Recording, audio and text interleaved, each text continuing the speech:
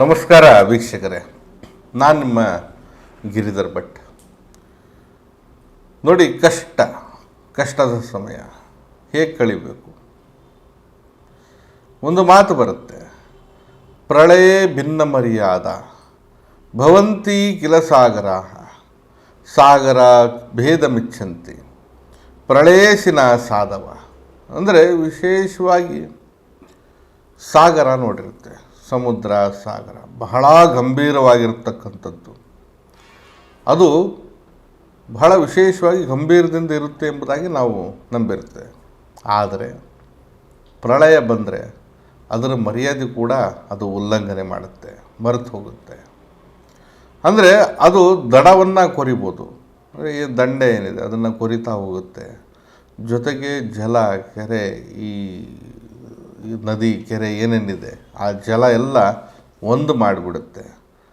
ಆದರೆ ಸಾಧು ಆದವನು, ದೃಢ ಮನಸ್ಥಿತ ಚಿತ್ತನಾದಂಥ ವ್ಯಕ್ತಿ ಆದವನು ಎಂತಹ ಕಷ್ಟ ಬಂದರೂ ಕೂಡ ಹಿಗ್ಗದೆ ಜಗ್ಗದೆ ಕೊರಗದೆ ಆ ಕಷ್ಟವನ್ನು ನಿವಾರಿಸುವಂಥ ಒಂದು ಸ್ಥಿತಿ ಅನ್ನೋದನ್ನ ನೋಡ್ತಾ ಇರ್ತಾನೆ ಸಾಧು ಆದವನು. ಅದೇ ರೀತಿಯಲ್ಲಿ ಜೀವನ ಕೂಡ ಅಷ್ಟೆ. ಕಷ್ಟ ಅಂತ ಬಂದಾಗ ಈ ಸಾಗರದಂಥದ್ದೇ ಒಂದು ರೀತಿಯಲ್ಲಿ ತನ್ನ ಮರ್ಯಾದೆಯನ್ನು ಕೆಡಿಸ್ಕೊಂಡ್ಬಿಡುತ್ತೆ. ಆದರೆ ನಿಜವಾದಂತಹ ಮನುಷ್ಯ, ಸ್ಮೃತಿ, ಜ್ಞಾನ, ಬುದ್ಧಿ, ವಿವೇಚನೆ ಇರ್ತಕ್ಕಂಥ ವ್ಯಕ್ತಿ ಕಷ್ಟ ಕಾಲದಲ್ಲೂ ಕೂಡ ಆ ಕಷ್ಟವನ್ನು ಹಿಮ್ಮೆಟ್ಟಿಸುವಂಥ ಒಂದು ಪ್ರಯತ್ನ ನಿರಂತರವಾಗಿ ನಡೆಸಿದ್ರೆ ಮಾತ್ರ ಆ ಒಂದು ಕಷ್ಟ ಕಳೀಲಿಕ್ಕೆ ಸಾಧ್ಯ ಆಗುತ್ತೆ. ಇಲ್ಲದೆ ಹೋದರೆ ಏನಾಗುತ್ತೆ, ಆ ಕಷ್ಟ ನಿಮ್ಮನ್ನು ಬೆದರಿಸುತ್ತೆ, ಹೆದರಿಸುತ್ತೆ, ದಿಕ್ಕಾಪಾಲಾಗಿ ನಿಮ್ಮನ್ನು ಕಾಡುತ್ತೆ, ನಿಮ್ಮನ್ನು ಓಡಿಸುತ್ತೆ, ಕೊನೆಗೆ ನಿಮ್ಮನ್ನು ಆಹುತಿ ತೆಗೆದುಕೊಳ್ಳುತ್ತೆ. ಇದು ಕಷ್ಟದ ಒಂದು ವಿಶೇಷತೆ. ಸರಿ, ಕಷ್ಟ ಬಂದಿದೆ, ಏನಕ್ಕಾರ ಬರ್ಬೋದು ಕಷ್ಟ? ಸಮಯದಲ್ಲೇ ಬರ್ಬೋದು, ಸಂದರ್ಭದಲ್ಲೇ ಬರ್ಬೋದು, ವಿಶೇಷ ಒಂದು ವಿಚಾರಗಳಿಂದ ಬರ್ಬೋದು, ವೈಯಕ್ತಿಕವಾಗಿ ಕಷ್ಟಗಳನ್ನು ಮಾಡ್ಕೊಳ್ಬೋದು, ದುಡುಕಿ ಕೆಲವೊಂದು ನಿರ್ಧಾರಗಳನ್ನು ಮಾಡಿ ಕಷ್ಟ ತೆಗೆದುಕೊಳ್ಬೋದು. ಏನೋ ಒಂದು ಮಾತಾಡ್ತಾ ಇರ್ತೀರಿ, ಏನೋ ಮಾತಿಗೆ ಯಾವುದೋ ಒಂದು ಸೇರಿಸಿ ಇದ್ದಕ್ಕಿದ್ದಂಗೆ ಕಷ್ಟನ ಮೈ ಮೇಲೆ ಎಳ್ಕೊಳ್ಬೋದು. ಇನ್ನೊಬ್ಬರ ಕಷ್ಟಕ್ಕೆ ನೀವು ಸಹಾಯ ಮಾಡ್ತೀನಂತ ಹೇಳಿ ದೊಡ್ಡಸ್ತಿಗೆಯಿಂದ ಮುಂದೆ ಹೋಗ್ತೀರಾ.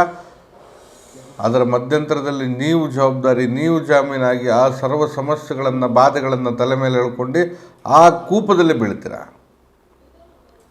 ಅಥವಾ ನೀವು ನಿಮ್ಮದೇ ಆದಂಥ ಒಂದು ಸೈದ್ಧಾಂತಿಕವಾದಂಥ ತತ್ವಗಳನ್ನು ಇಟ್ಕೊಂಡು ಜೀವನ ಮಾಡ್ತಾ ಇರ್ತೀರ.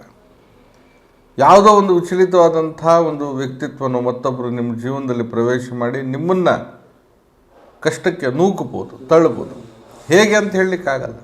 ದುಡ್ಡಿನ ಕಷ್ಟ ಬರ್ಬೋದು, ಜೀವನದ್ದೇ ಕಷ್ಟ ಬರ್ಬೋದು, ಆರೋಗ್ಯದ ಕಷ್ಟ ಬರ್ಬೋದು, ಮನೆಯಲ್ಲಿ ಕಷ್ಟಗಳು ಬರ್ಬೋದು, ದಾಂಪತ್ಯದಲ್ಲಿ ಸಮಸ್ಯೆ ಬರ್ಬೋದು, ಮಕ್ಕಳಿಂದ ಕಷ್ಟಗಳು ಬರ್ಬೋದು. ನೀವೇನೋ ಒಂದು ರೀತಿಯಲ್ಲಿ ಇರೋದ್ರಲ್ಲಿ ಜೀವನ ಮಾಡ್ಕೊಂಡು ಹೋಗಿರ್ತೀರ. ಇದೆಯೋ ಇಲ್ವೋ ಹೆಂಗೋ ಒಂದು ಹೊಟ್ಟೆ ಬಟ್ಟೆ ಸಾಕಿರ್ತೀರ, ಗಂಜಿನೋ ಅಂಬ್ಲಿನೋ ಕುಡಿದು ಹೆಂಗೋ ಒಂದು ಜೀವನ ಮಾಡಿರ್ತೀರ. ಮಕ್ಕಳು ಕೇಳ್ತಾರೆ, ಏನೋ ಒಂದು ಬಿಸ್ನೆಸ್ ಮಾಡಬೇಕು, ತೆಗಿ 5 ಲಕ್ಷ, ತೆಗಿ 10 ಲಕ್ಷ ಕೊಟ್ಟರೆ ಅದೆಲ್ಲೋ ಸಾಲ, ಮತ್ತೊಂದು ಕಷ್ಟದಲ್ಲಿ ಬಿಡ್ತೀರಿ. ಅವನು ಉದ್ಧಾರ ಆಗಲ್ಲ, ಈ ಮನೆ ಏಳಿಗೆ ಆಗಲ್ಲ. ಇದು ಕೂಡ ಕಷ್ಟನೇ. ಹೀಗೆ ಕಷ್ಟ ಕಾರ್ಪಣ್ಯಗಳು ಮನುಷ್ಯನಿಗೆ ಸಹಜವಾದಂಥ ಸ್ಥಿತಿ. ಆ ಕಷ್ಟಗಳನ್ನು ಎದುರಿಸ್ಕೊಳ್ಳೋಕ್ಕೆ ಬೇಕಾದಂಥ ಒಂದು ದೃಢತೆ, ಚಿತ್ತ, ಸ್ವಾಸ್ಥ್ಯತೆ ಎಲ್ಲವೂ ಸಹ ಬೇಕಾಗ್ತದೆ. ಆದರೆ ನಿಮ್ಮಲ್ಲಿ ಏನಾಗುತ್ತೆ, ಕಷ್ಟಗಳು ಕಂಡಾಗ ವಿಚಲಿತರಾಗ್ಬೋದು. ಸ್ವಾಮಿ, ನಾನು ಬದುಕಿದ್ದಾಗ, ಜೀವನ ಮಾಡ್ತಿರುವಾಗ ಬಾಲ್ಯದಿಂದ ಇಲ್ಲಿ ಗಂಟ ಕಷ್ಟನೇ ಕಂಡಿಲ್ಲ, ಇಂತಹ ಕಷ್ಟ ಯಾಕೆ ಬಂತು ಅನ್ನೋದು ವಿವೇಚನೆಯಿಂದ ಕೇಳ್ಬೋದು.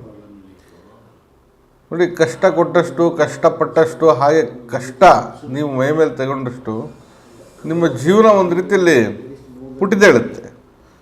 ಆ ಒಂದು ಕಷ್ಟವನ್ನು ಸಮಯೋಚಿತವಾಗಿ, ಆ ಸಂದರ್ಭಾನುಸಾರವಾಗಿ, ಕೂಲಂಕುಷವಾಗಿ, ಸಮಗ್ರತೆಯಿಂದ, ಹಾಗೆ ಒಳ್ಳೆಯ ಒಂದು ದೃಷ್ಟಿಕೋನದಿಂದ, ಒಂದು ತಂತ್ರಗಾರಿಕೆಯಿಂದ ಎಲ್ಲವನ್ನು ಕೂಡ ಕೂಲಂಕುಷವಾಗಿ ಅಧ್ಯಯನ ಮಾಡಿದರೆ ಆ ಕಷ್ಟವನ್ನು ಖಂಡಿತವಾಗಿ ನೀವು ಕಳಿಬೋದು.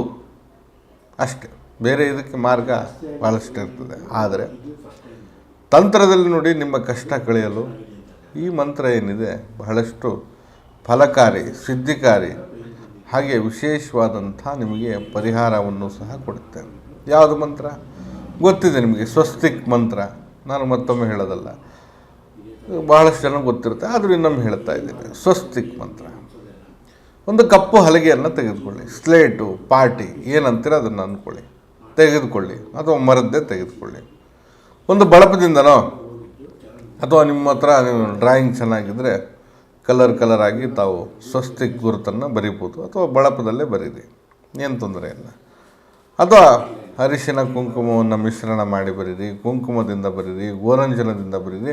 ನಿಮಗೆ ಅಗತ್ಯ ಅನುಕೂಲವಾಗಿ ನಮಗೆ ಅಲ್ಲಿ ಬೇಕಾಗಿರ್ತಕ್ಕಂಥದ್ದು ಸ್ವಸ್ತಿಕ್, ಆ ಸ್ವಸ್ತಿಕ್ ಚಿಹ್ನೆಯನ್ನು ತಾವು ಬರೀರಿ.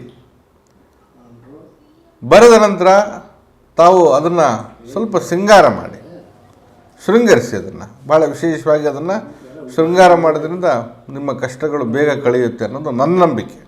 ಹಾಗಾಗಿ ನನ್ನ ನಂಬಿಕೆಗೂ ಬೆಲೆ ಕೊಟ್ಟು ಮಾಡಿ, ತೊಂದರೆ ಇಲ್ಲ. ನೋಡಿ, ಈ ಮಂತ್ರವನ್ನು ತಾವು ಆ ಸ್ವಸ್ತಿಕ್ ಚಿಹ್ನೆಯ ಮುಂದೆ 11 ಬಾರಿನೋ 21 ಬಾರಿನೋ 51 108 1000ನೋ 2000ನೋ 50 ಗೊತ್ತಿಲ್ಲ, ಎಷ್ಟು ಸಾಧ್ಯ ಆಗುತ್ತೋ ಅಷ್ಟು ಪ್ರತಿನಿತ್ಯ ತಾವು ದೈವದ ಪೂಜೆ ಜೊತೆಗೆ ಇದನ್ನು ಮಾಡಿ. ಬೆಳಗಿನ ಜಾವದಲ್ಲಿ ಯಾವ ಸಮಯದಲ್ಲಾದರೂ ಮಾಡ್ಬೋದು, ತೊಂದರೆ ಇಲ್ಲ.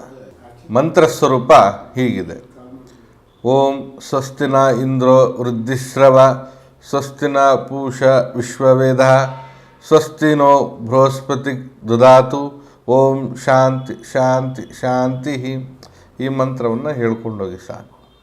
ಎಷ್ಟು ಸಾಧ್ಯವೋ ಅಷ್ಟು ಬಾರಿ ಹೇಳಿ. ಇನ್ನೊಮ್ಮೆ ಹೇಳಿಬಿಡ್ತೀನಿ ನೋಡಿ: ಓಂ ಸ್ವಸ್ತಿನ ಇಂದ್ರೋ ವೃದ್ಧಶ್ರವ, ಸ್ವಸ್ತಿನ ಪೂಷ ವಿಶ್ವವೇದ, ಸ್ವಸ್ತಿನೋ ಬೃಹಸ್ಪತಿ ದದಾತು, ಓಂ ಶಾಂತಿ ಶಾಂತಿ ಶಾಂತಿ.